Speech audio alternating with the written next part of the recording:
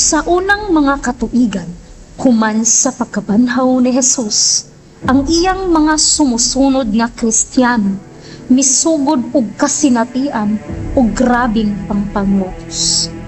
Sa pananaw sa imperyo sa Roma, kini nga grupo usa ka hulga sa ilang kahimtang sa gahom ug kalingan.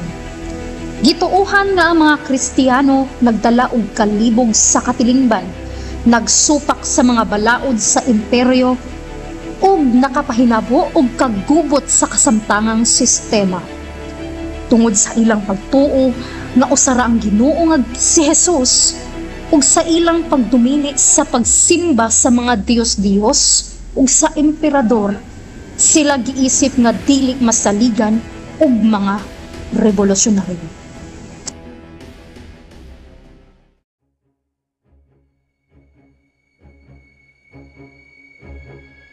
Ginoo tabangin mi, bisan pa sa kataragman, padayon ming mutuo sa imong ngalan. Bisan pa man nga atong simbahan karon maoran ning iba, nagatuog yapon ko ang Ginoo naas bisan asa. Ilalom sa mga emperador, ang mga Kristiyano gilutos og grabe. Gipasakitan, gilansang, gilabay sa mga leon sa Colosseum. Apan bisan pa niini, mas daghan ang mituo. Ang ilang pagtuo wala maparong. Apan ang kahayag ni danag sa kagubot. Sa tuig 312, human sa pagkatao ni Kristo, mito nga si Constantino. O Diyos, sa akong inahan nga si Helena, kung tinuod ka, palihog tabangay ang taon ko, ipakita ang imong gahom. Sa kangit-ngit sa kagabhion, samtang ang mga sundalo ni Constantino nangandam sa usa ka dako nga gubat batok sa iyang kaatbang, usa ka katingalahan ang nagpakita sa kalangitan. Usa ka hayag nga krus nga nagsidlak sama sa adlaw.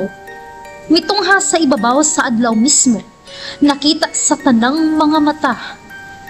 Sa tumoy sa krus, klaro ang sinulat nga pulong. Sa kini nga ilhanan, mudaog ka. Natingala si Constantino ug ang iyang mga sundalo. Dili kini damgo. Tinuod kini. Kini usa ka panagna. Ug niadtong gabhiuna, samtang siya naghuna-huna sa kahulugan sa ilang nakita, si Constantino nadamguhan ang Ginoo. Ug didto gipasabot kaniya nga kini nga ilhanan mao ang krus ni Kristo, ang simbolo sa tinuod nga kadaugan.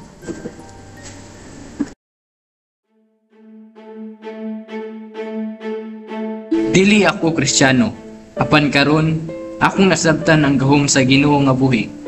Kung kini gayud ang tinuod nga Dios, dili ako maglangan. Buhaton ako ang tanan diha sa iyang ngalan. Sa pagkabuntag, si Constantino nagmando sa iyang mga sundalo nga ipintal ang simbolo sa cross sa ilang mga taming o mga bandera. Ug sa gubat sa Milvian Bridge, iyang nadaog ang iyang mga kaaway. Dili lamang pinaagi sa espada, kundi pinaagi sa pagtuo.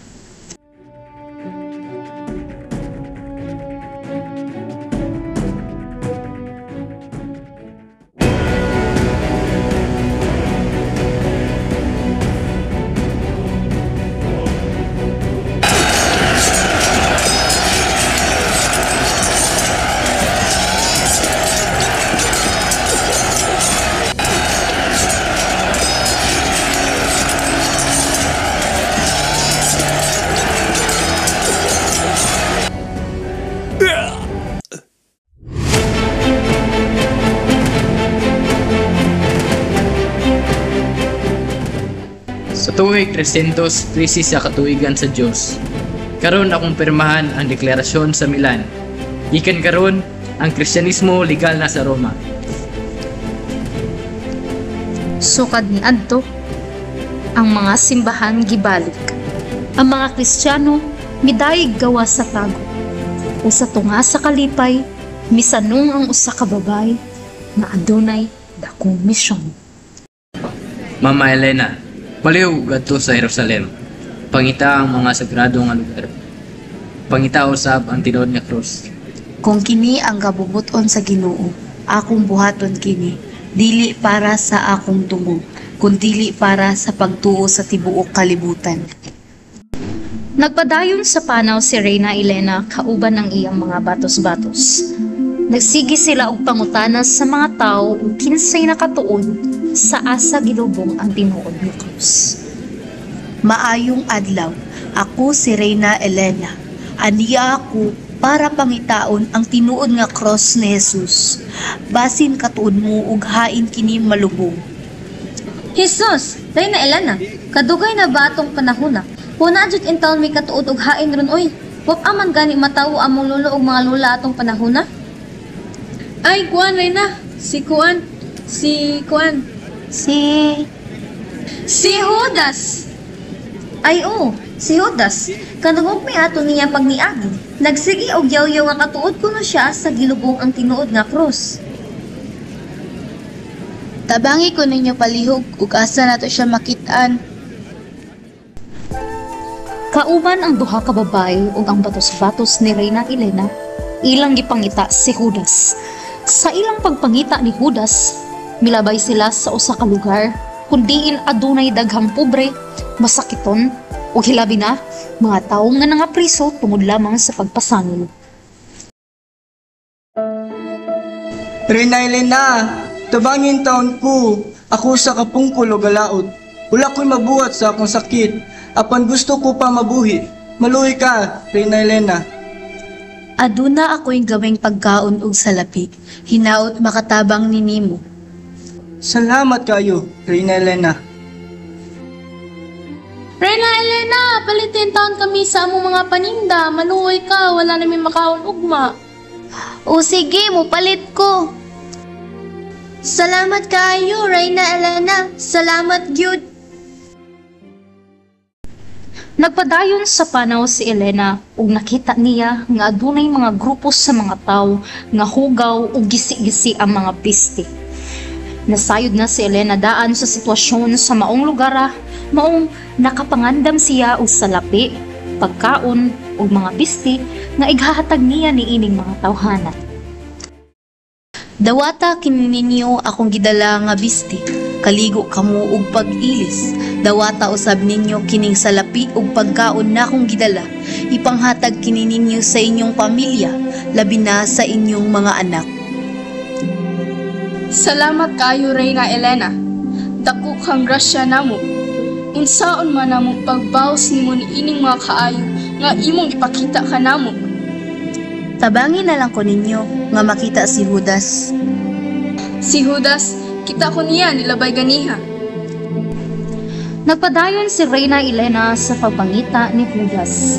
Niadto sila sa lugar kung asa gitudlo nga naaadto si Judas. Judas! Judas! Hain ka man! O Ginoo, kalisod ba day ani nga misyon, pero maskin lisod, buhaton gihapon nako para sa imo. Nagpadayon sila sa ilang panaw, hantod niabot sila sa usa ka awaaw nga lugar. Ug adto nakita nila ang usa ka lalaki nga gituohan nila nga mauna kini si Judas. Judas, ikaw na ba na? Oo, ako ni si Judas. Unsa may atuwa? Ganiha naman yung taon minangita nimo. Naara man day ka diri. Grabe kami nga ani lugar. Nagunsa man ka diri. Wala lang, gusto na ko maginusara. Pero bitaw, nagunsa mo diri. Unsa man din yung tuyo ninyo nako? Ang krus. Asa ang krus? Ha? Unsay krus? Ang tinuod nga krus ni Jesus, gipapangita ni Constantino siyang inahan. Hain daw kini gilubong. Niya naman ang mga tao nga among gipangutana. Ikaw ra daw nakatuod ug asa ang tinuod nga krus. Ha? Di sa mo nakaibaw? Nila lagi. Bitaw, Judas, tabangi in taon ko palihog sa pagpangita ni ini. Maluoy ka. Mao di ay nakabati kog kasamok ganiya. Mao di ay pasabot ato na makita nako ang tao nga makatabang nako unsang pagkuha sa tinuod nga krus. Dugay na gyud na akong gihuwat. Apan wali mo tuon nako. Nituo ko nimo. Tana, pangitaw nato ang cross. Lisod biya arena. Ato biya sa templo sa mga Diyos-Diyos. Templo ni Venus ug Jupiter. Kinahanglan pa nato kubkubon ang kayutaan adto para makita nato ang krus. Basta buhaton lang nato tanang makaya nato. Niabot sa templo ni Venus ug Jupiter si Helena, Judas ug uban pang mga kaubanan. Puno sa kakulba ang gibati ni Judas apan nanlimbasog siya sa pagtuo nga aduna kanila tanan. Dinhi nga yuta. Nadiri ang krus. Sugdan na nato kubkub. Nagkubkob ang mga tao hangtod sa nakita nila nga adunay tulo ka krus. Agoy, asa ka ni aning tulo ka cross ang cross ni Jesus? Masakiton.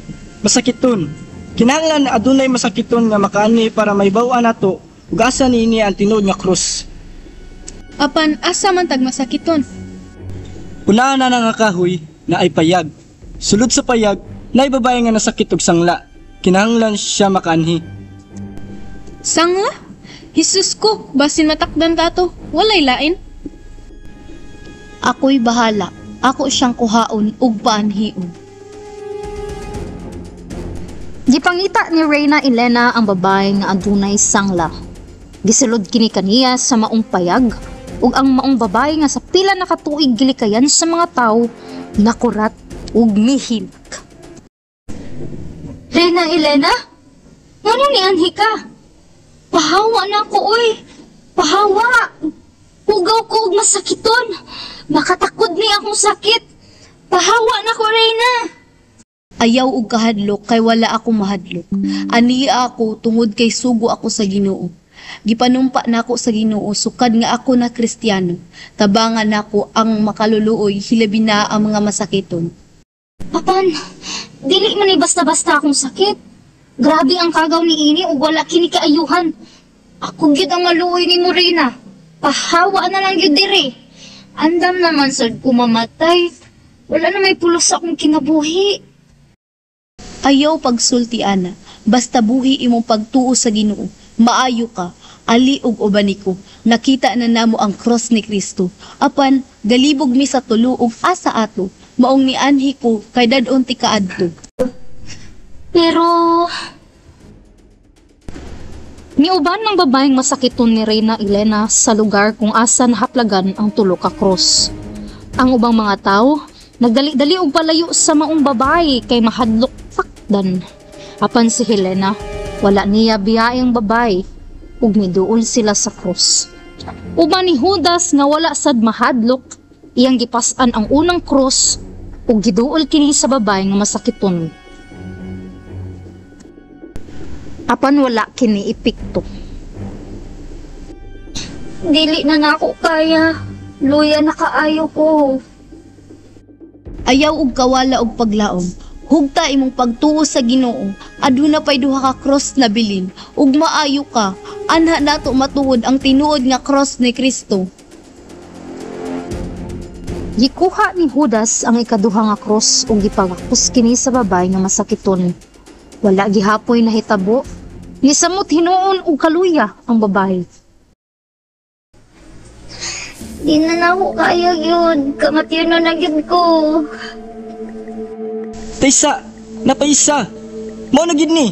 Nakasigurado ko nga mao na ni. Dali-dali nga gipagakos ni Judas ang ikatulong cross sa babae. Apan, kalit nga nakuyapan ang babae.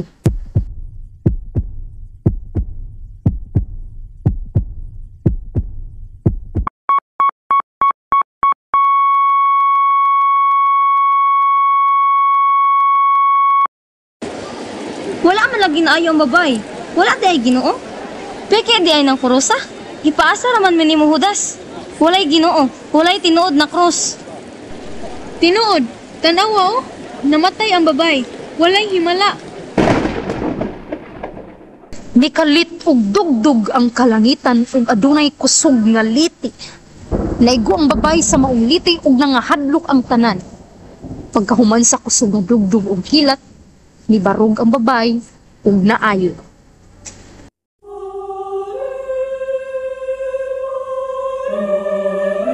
Buhay ang Diyos! Buhay ang Diyos! Salamat sa Ginoo! Naayok ko!